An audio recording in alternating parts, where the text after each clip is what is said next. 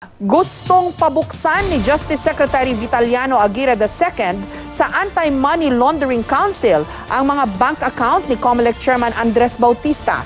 Ang kampo naman ni Patricia Bautista gusto raw ipasilip sa BIR o sa Bureau of Internal Revenue kung nagbabayad ng tamang buwis ang COMELEC Chairman. May report si Jamsi Sante.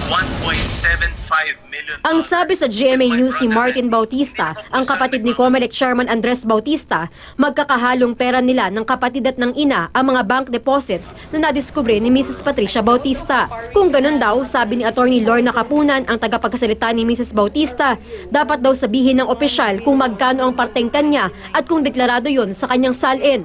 Kung commingled ang pera, dapat i-declare niya yung portion niya of the commingled funds. So, violation pa rin yan, o pitchable offense pa rin yan. Dapat din daw alamin ng Bureau of Internal Revenue kung tama ba ang kanilang binabayarang buwis.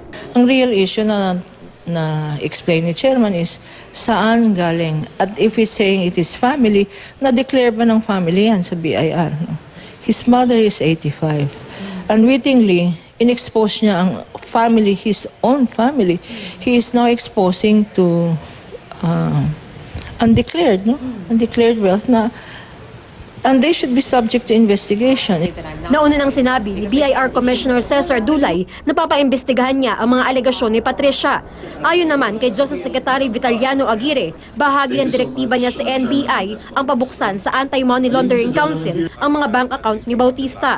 Lahat kasi yan pwedeng pumasok dun sa betrayal of public trust. So, walang priority dyan kung alin ang mayroong ebidensya. Sabi pa ni Attorney Capunan, wala rin daw silang kinalaman sa draft impeachment complaint na natanggap ni Bautista. Paglilinaw din niya, ang sinabi ni Chairman Bautista na binayaran niyang 3.2 million pesos na credit card bill ni Patricia ay gastusin para sa kanilang mga anak sa loob ng 12 taon, kasama ang para sa pag-aaral ng mga ito. Itinuring daw itong utang ni Patricia na binabayaran daw kada buwan.